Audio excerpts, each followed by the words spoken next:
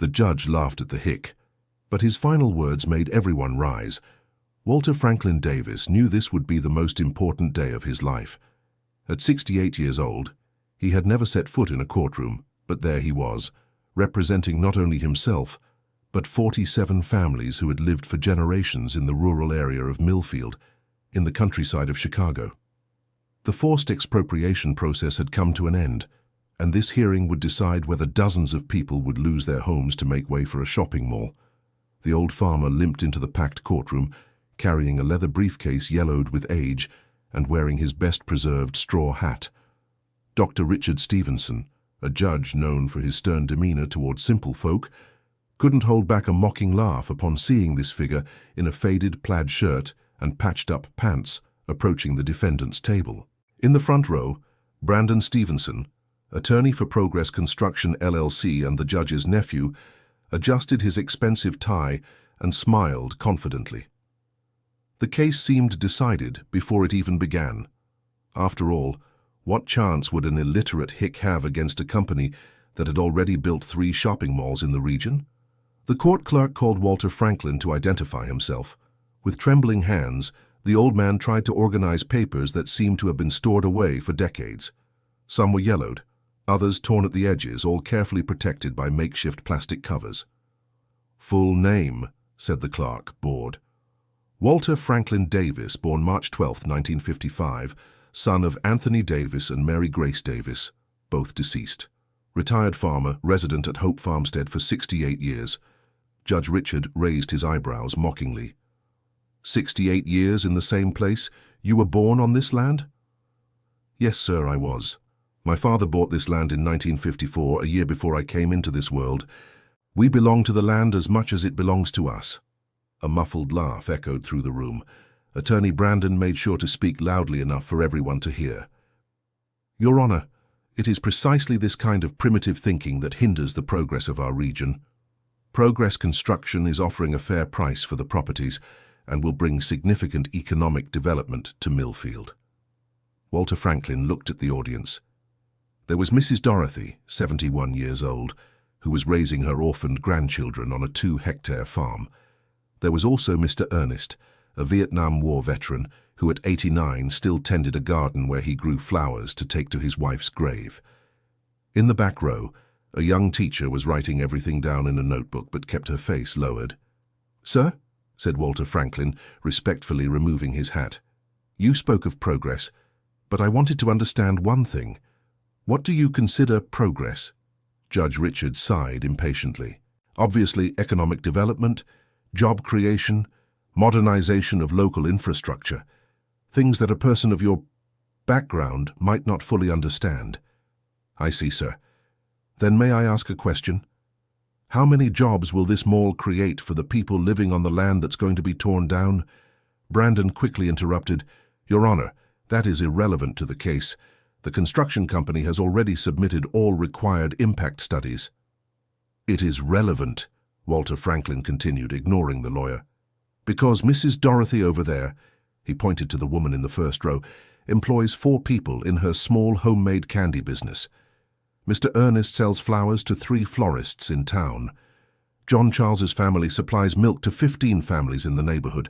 Isn't that progress too?" The judge banged his gavel angrily. "Mr. Davis, you are here to defend yourself against the expropriation, not to give lessons in rural economics. Present your defense, or accept the compensation offered." Walter Franklin Davis opened the old folder and carefully took out a laminated document. His trembling hands contrasted with the firmness in his voice. "Doctor, I only studied up to the 3rd grade. My wife, God rest her soul, always said I should have studied more.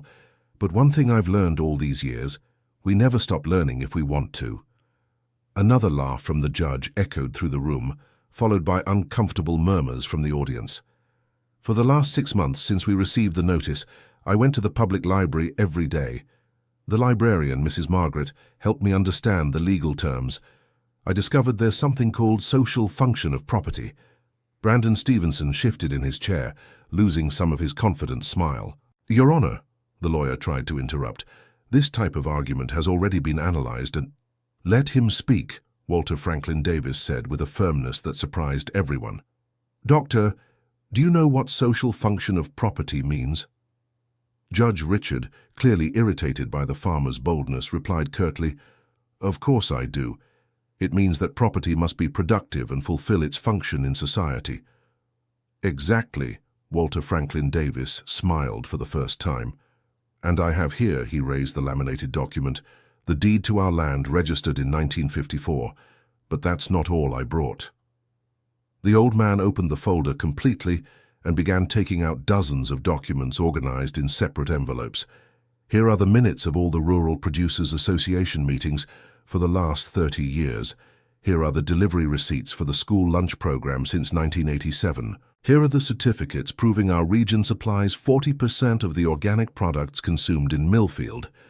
With each document presented, the silence in the room grew. The judge wasn't laughing anymore. "And there's more," Walter Franklin Davis continued.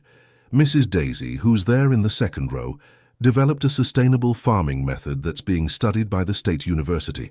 Mr. Peter's son created a beekeeping project that already exports honey to other states." Dear listener, if you're enjoying the story, please take a moment to like and especially subscribe to the channel. It really helps us who are just starting out. Now continuing. Brandon finally stood up, nervous. "Your Honor, these arguments don't change the fact that the expropriation is legal and necessary for planned urban development. Progress Construction LLC has all the necessary permits and offers adequate compensation." "About that," Walter Franklin Davis said, taking another envelope from the folder, "I also researched Progress Construction. I discovered that of the 3 shopping centers they built in the region, 2 have over 30% of their stores closed. Is that development?" The lawyer paled slightly. "That information is public," Walter Franklin Davis cut him off. "It's all at the Chamber of Commerce. And there's more. I discovered the construction company received an $80 million loan from the state government for this project. Public money, Doctor. Our money."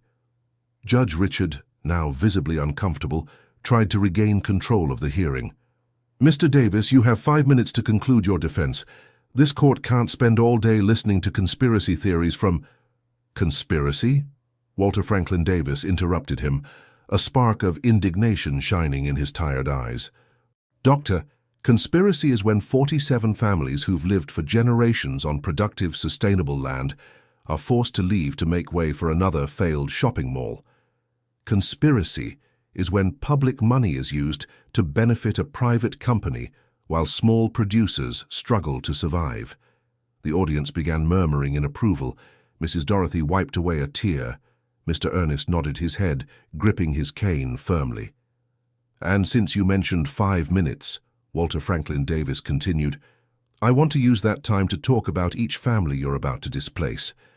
The old man turned to the audience and began speaking about people, not numbers or legal proceedings. "Mrs. Dorothy over there lost her son in a work accident in Chicago. She returned to the family land with 2 young grandchildren and built an honest life selling sweets she learned to make from her mother. Today those boys are in university, graduated with money the land provided. Mr. Ernest fought in the war when he was young. He came back traumatized but found peace tending the land. His vegetable garden isn't just business, sir, it's therapy. It's love for the wife he lost and honor with the flowers he brings to her grave every Sunday for 15 years. Walter Franklin Davis's voice grew stronger, firmer. The heavy accent that once provoked laughter now commanded respect. "John Charles's family keeps alive the tradition of pure milk without chemicals that's fed city children for 3 generations. Elizabeth develops medicinal plants that have saved lives when pharmacy medicine didn't reach here." The judge tried to interrupt, but Walter Franklin Davis raised his hand. "You gave me 5 minutes, sir. I'm not finished yet." He turned back to the documents. "I also discovered there's something called adverse possession. 50 years of living, working, and improving land gives rights to those who live on it. It's not just on paper, sir. It's in practice, in sweat, in the life that's built." Brandon Stevenson stood up abruptly. "Your Honor, this is absurd. The lands were properly acquired by the construction company through purchase from previous owners." Walter Franklin Davis smiled sadly. "That's true, Mr. Brandon. Your grandfather sold these lands to the construction company last year, but there's one detail. He sold lands that weren't his alone. The silence in the room was now absolute. Mr. Brandon's grandfather, Mr. Anthony Stevenson, was my father's partner in the cooperative. When they bought these lands in the 50s, they made a gentleman's agreement that's recorded at the county clerk's office. Part of the lands would stay with each family, but everyone would have right to use the common areas forever. The lawyer turned pale. That's impossible. There's no document that proves— Yes, there is, Walter Franklin Davis said calmly, pulling a yellowed paper from his folder.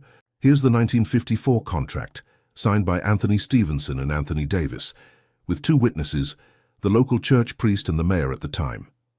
Judge Richard Stevenson leaned forward, interested for the first time. May I see that document? Walter Franklin Davis approached and handed the paper to the judge. While Richard examined it, the old man continued. Your grandfather, Mr. Brandon, was a man of his word, but when he got sick, you took over his business and apparently forgot the agreements that sustained our community for 70 years. Brandon tried to compose himself. This document has no contemporary legal validity. Laws have changed, records have been updated. That's true, Walter Franklin Davis agreed. Laws have changed, but you know what hasn't changed? Decency, character, respect for the people who built this region with their own hands. The young teacher, who had been taking notes in the back row, stood up discreetly and began approaching. Sir, Walter Franklin Davis continued, I'm not here just to defend our land. I'm here to defend what's right. And what's right isn't always what's written on the newest paper or the latest law. Judge Richard Stevenson returned the document and remained silent for several seconds, thoughtful. Mr. Walter, even if this document has some historical validity, it doesn't prevent eminent domain for public use. The shopping center was approved by the city as a project of public interest. It was then that the young teacher reached the front of the room. Excuse me, Your Honor. My name is Emily Jane Davis. I'm an environmental law professor at UC Berkeley, and I'd like to present some relevant information for this case. Walter Franklin Davis smiled when he saw her. This is my daughter, Your Honor, the only one in the family who managed to study at university. It was with the money from the land that she graduated. Brandon Stevenson immediately protested, Your Honor, this is irregular. The defense cannot bring witnesses not listed in the case. Actually, Emily Jane said calmly, I'm not coming as a witness. I'm coming as a concerned citizen to present information of public interest that I discovered while analyzing the documents of this case. She addressed the judge with the confidence of someone who knew exactly what she was doing.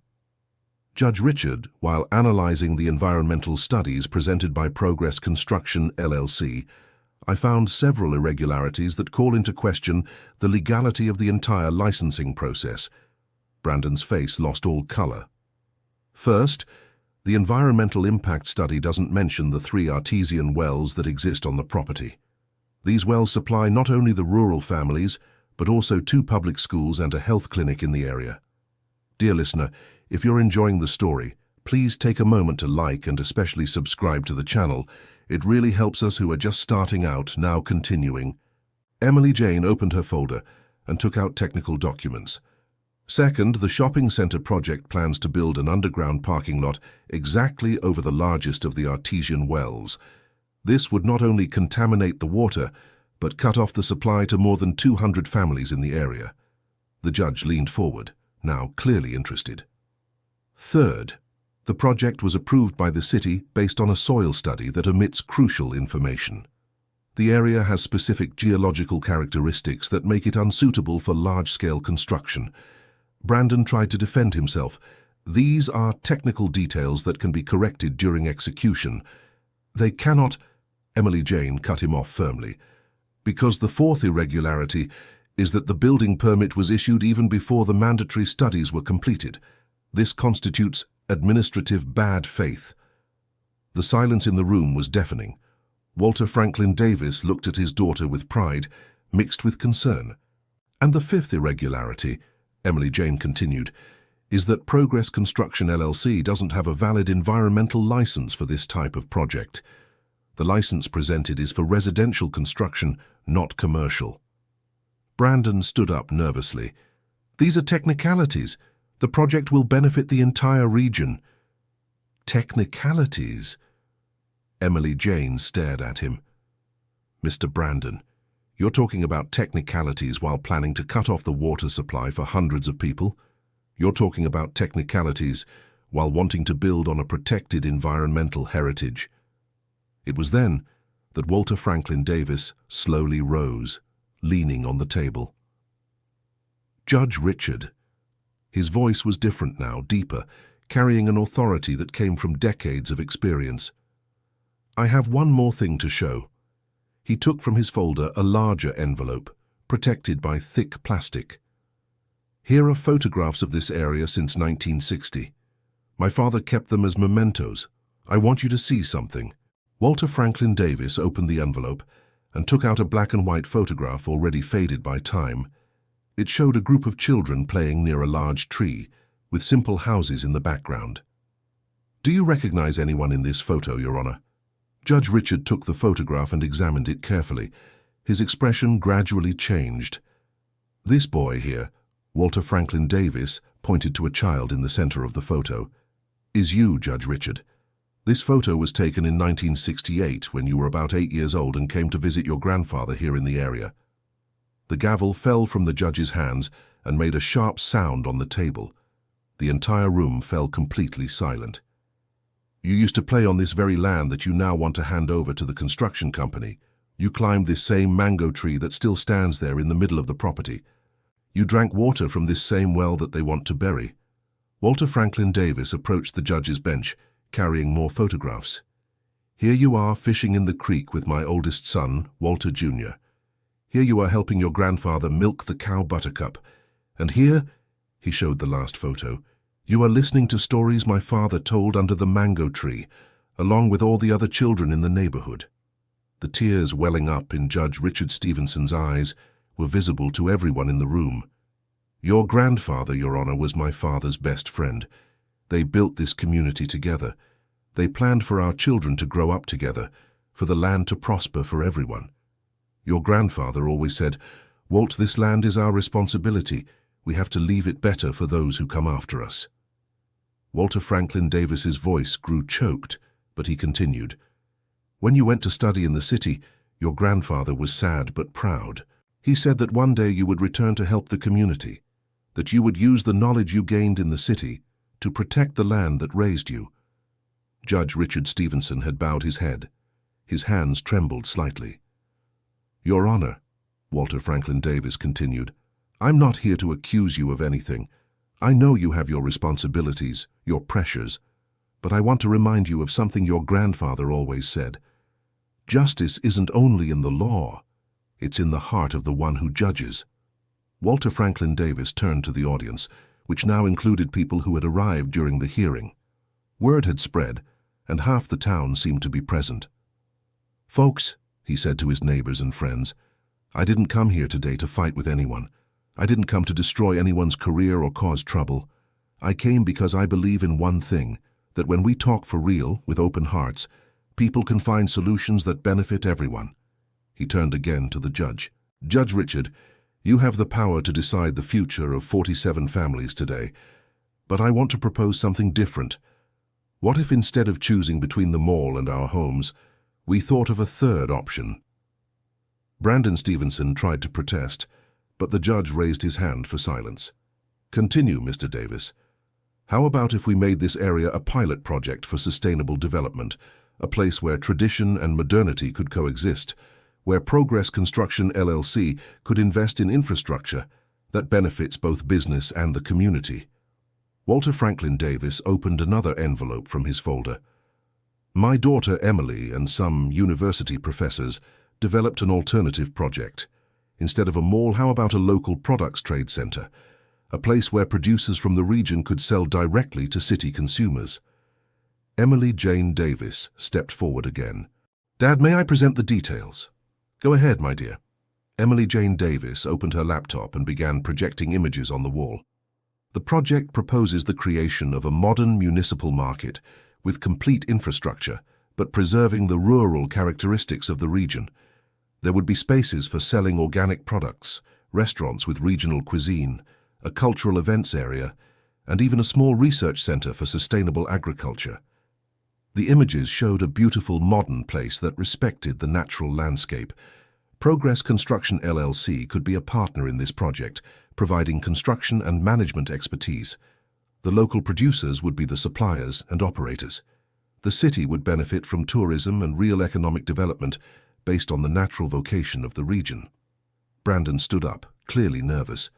That's utopian. A project like that wouldn't even have half the profitability of a shopping mall. Profitability for whom? Walter Franklin Davis asked calmly. For the stores that will close within 2 years like what happened at the other malls? Or real profitability, which creates lasting jobs and preserves what's best about the region? Emily Jane Davis added, Mr. Brandon, the feasibility study we conducted shows the sustainable project would have a return on investment in 5 years compared to the shopping mall's 8 years, and with far less environmental and social risk. Judge Richard remained silent, obviously wrestling with memories and emotions he hadn't expected to face that day. Walter Franklin Davis approached him once more. Doctor, I brought one more thing. He took from his briefcase a small yellowish envelope, carefully preserved.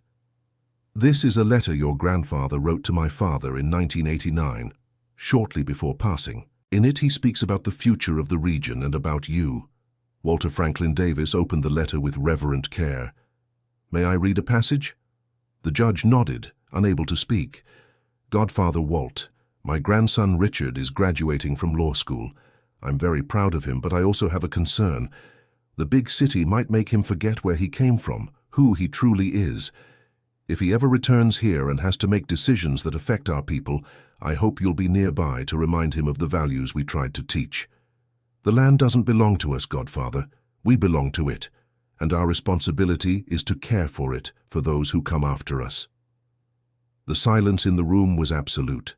Some people discreetly wiped away tears. Walter Franklin Davis folded the letter carefully. Dr. Richard, I promised your grandfather I would do this if it became necessary. Not to blackmail or embarrass you, but to remind you of who you really are. The judge raised his teary eyes and met Walter Franklin Davis's gaze. Mr. Walter, You don't need to say anything right now, Doctor. I just want you to know that, regardless of your decision, I hold no grudge. You have responsibilities I can't even imagine, but you also have a history, an origin, values that no one can take from you. Walter Franklin Davis turned to the audience once more. Folks, I want to say something to you all. No matter what happens here today, we must not lose our humanity. We must not become enemies of those who think differently. We have to keep believing that dialogue, respect, and goodwill can solve any problem. Mrs. Dorothy stood up in the audience. Mr. Walter, you spoke for all of us today. You spoke from the heart, but also with your head. You showed that we may be simple folk, but we're not fools. Mr. Ernest also stood up, leaning on his cane. 50 years I've known you, Walt. I've seen you raise your children, lose your wife, go through hardships, but I've never seen you bow your head or give up on what's right. Today, you represented us with dignity. One by one, other residents began to stand up, not in protest but in recognition. It was a gesture of respect for the dignity with which Walter Franklin Davis had conducted the entire hearing. Dear listener, if you're enjoying the story, please take a moment to like the video and especially to subscribe to the channel. It really helps us who are just starting out. Now continuing. Judge Richard watched the scene with visible emotion. When he noticed that even some court employees were standing, he too got to his feet. Mr. Walter Franklin Davis, his voice was different now, more human, less formal. You taught me something today that I had forgotten long ago.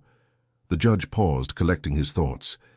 You taught me that justice isn't just about applying the law. It's about understanding the human context of every decision we make. It's important to remember that behind every legal process there are real people with real stories, real dreams, and real fears. Brandon tried to intervene. Your Honor, this is very emotional, but we can't base legal decisions on— Brandon, the judge cut him off firmly. I need you to be quiet for a moment. The nephew was visibly shocked by the tone. During this hearing, Evidence has been presented of serious irregularities in the shopping centre's licensing process. As a magistrate, I cannot ignore these irregularities, regardless of personal or family matters. The judge turned to Emily Jane. Dr. Emily, is the information you presented about the environmental licenses verifiable? Yes, Your Honor. I have all the documents and technical reports that prove each of the mentioned irregularities. And has the alternative project you developed undergone any independent technical analysis? Yes, it has. We have favorable opinions from the Environmental Engineering Department at UC Berkeley, the Davis Agricultural Research Institute, and the Illinois Association of Landscape Architects. Judge Richard took a deep breath. Very well. Given the presented irregularities and the need for a more thorough analysis of all alternatives, I am temporarily suspending the eminent domain process. Brandon stood up abruptly. This is outrageous. Your Honor is being swayed by cheap sentimentality. Brandon, the judge looked at him firmly. You are my nephew, and I care for you. But at this moment you are simply the lawyer for a company that submitted irregular documentation to this court. I suggest you reconsider your attitude before I have to take more drastic measures. The young lawyer realized he had crossed a line and sat down silently. I order the formation of an independent technical committee to analyze both the shopping center project and the alternative project presented by the community. This committee will have 60 days to present a complete report. Walter approached the judge's bench. Judge Richard, may I make a request? You may, Mr. Walter. That this committee be formed by people from outside the region, people who have no interest in either side, and that it includes representatives from both the rural community and the city's business sector. I completely agree. I also accept Dr. Emily's suggestion to include sustainable development experts on the committee. Emily Jane approached. Your Honor, I would also like to propose that during these 60 days a dialogue plan be developed between all interested parties. I believe it's possible to find a solution that benefits everyone. Excellent idea. I order that public hearings be held every 2 weeks to monitor the progress of negotiations. Walter smiled for the first time since the hearing began. Your Honor, you've just proven your grandfather was right. You haven't forgotten who you are. Judge Richard stepped down from the high bench and approached Walter. Mr. Walter, I need to apologize for my behavior at the beginning of the hearing, for the lack of respect I showed, for how I treated you and your community. There's no need to apologize, Your Honor. You did what you thought was right at the time, and now you're doing what you know in your heart is right. The two men shook hands, a simple gesture, but one filled with meaning that didn't go unnoticed by anyone in the room. There's one last thing, the judge said, addressing the entire room. I would like to recuse myself from judging this case due to personal conflict of interest. The case will be reassigned to another magistrate. Brandon immediately protested. Uncle, that's unnecessary. You can continue presiding over the case. No, Brandon. I cannot and should not. I learned today that impartiality sometimes requires us to recognize our limitations. My personal history with this region prevents me from judging this case completely impartially. Walter Franklin Davis approached again. Doctor, may I suggest something? Instead of declaring yourself unable to judge, what if you declare yourself interested? Interested in helping find the best solution for everyone. How so, Mr. Davis? You know the region, you know the people, you know the problems. Why not use that knowledge to help instead of stepping away? Obviously not as a judge, but as a citizen who cares about the future of his hometown. Emily Jane Davis added, Father is right, Dr. Richard. You could participate in the committee as an observer, ensuring that the interests of all parties are considered. The judge thought for a moment. It's an interesting proposal, but would it be ethical? It would be honest, Walter Franklin Davis replied. And honesty is the foundation of any lasting solution. After a few minutes of reflection, Judge Richard made his final decision. Very well. I accept participating in the committee as an observer and mediator, provided it is approved by all interested parties. The case will be reassigned, but I will monitor the process to ensure it is conducted fairly and transparently. The hearing was officially adjourned, but no one seemed in a hurry to leave. Small groups formed throughout the courtroom, discussing the possibilities that had opened up. Walter Franklin Davis was carefully putting his documents into his worn briefcase when Brandon Stevenson approached. "Mr. Davis, I want to apologize for my behavior. It was disrespectful."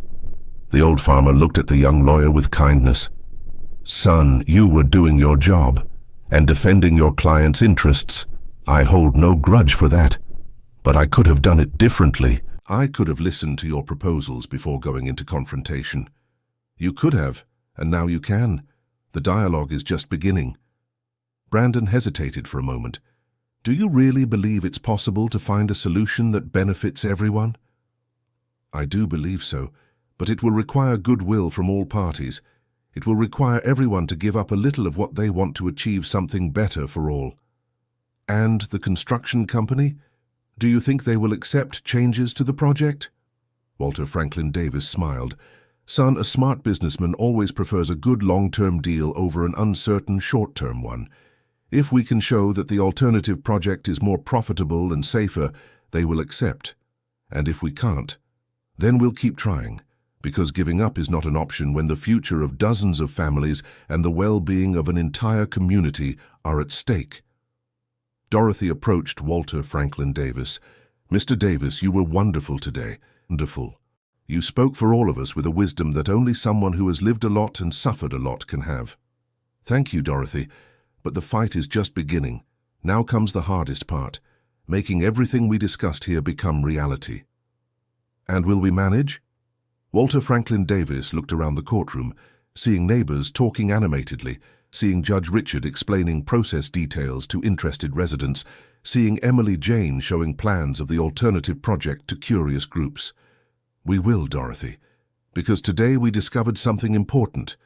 When people truly talk, truly listen to each other, it's always possible to find a way." Ernest joined the group. "Walt, in all these years I've known you, I've never seen you talk as much as today. Where did all this eloquence come from?"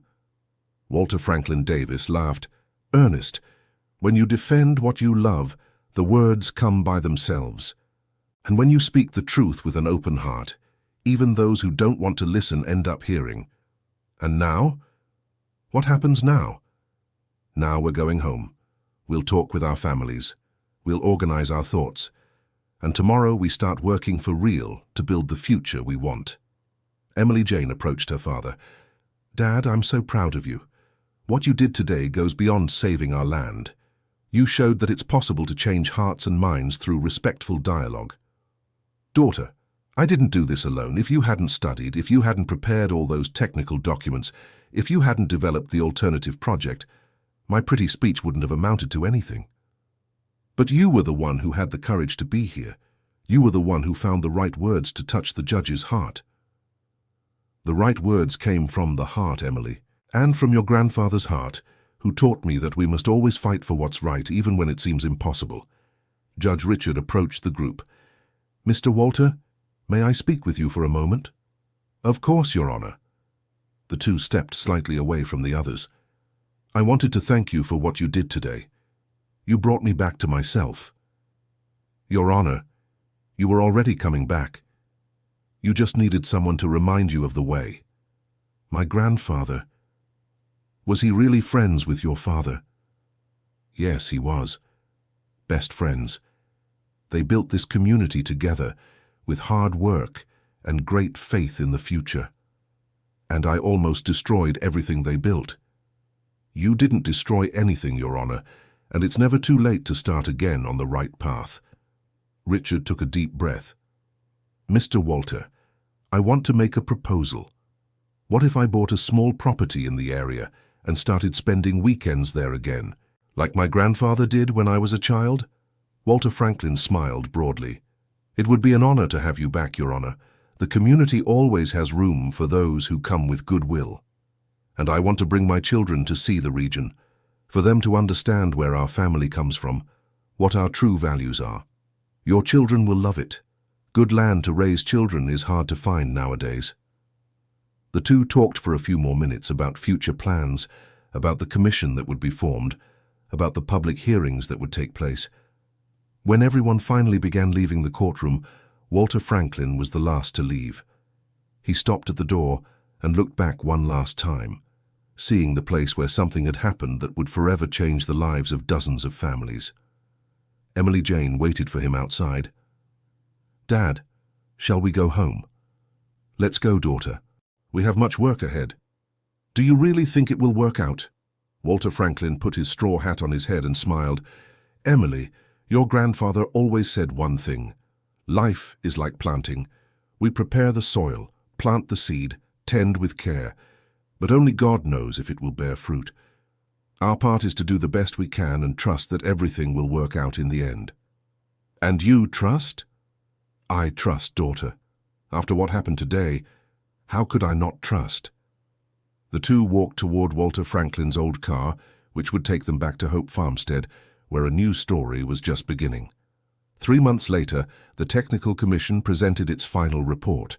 The irregularities in the shopping center project were confirmed, and the alternative project was unanimously approved. Progress Construction LLC, initially resistant, ended up agreeing to participate in the new venture after financial analyses showed its greater economic viability. The Millfield Rural Trade Center was inaugurated 2 years later, becoming a national model for sustainable development. Walter Franklin was invited to cut the inaugural ribbon, but preferred that the honor be given to Mrs. Dorothy, the oldest producer in the community. During the ceremony, Judge Richard, now retired and living in a small house in the area, gave a speech about the importance of dialogue and mutual respect in building a fairer society. Brandon, who had specialized in environmental law, became the official attorney for the local producers' cooperative. Emily Jane was elected coordinator of the Sustainable Agriculture Research Center attached to the complex. And Walter Franklin? He remained simply Walter Franklin, the man who proved that wisdom doesn't come from diplomas, but from a life lived with dignity, courage, and love for the land and its people. On his work desk, he kept a framed old photograph showing him, his father, Judge Richard's grandfather, and other children playing under the mango tree. The same mango tree that now provided shade for families visiting the center, continuing to spread its deep roots and generous fruits as a symbol that some things are truly worth preserving. Every Sunday after church, Walter Franklin and Judge Richard would meet under that mango tree to talk about the old days and plan for the future. Two men from different backgrounds, united by the same land and the same values, proving that where there's goodwill, it's always possible to build bridges where walls once stood. The last photo Emily Jane took of her father showed him smiling under the mango tree, surrounded by grandchildren, teaching them their first letters as he had done with so many other generations. The tradition continued, but now with the certainty that progress and preservation could walk hand in hand, as long as there were people willing to fight for what's right. End of story. Now tell us what you thought of this story. Do you believe Walter Franklin made the right decisions? Can dialogue really resolve conflicts like this? Leave your opinion in the comments, and don't forget to subscribe to the channel for more heartwarming stories like this one.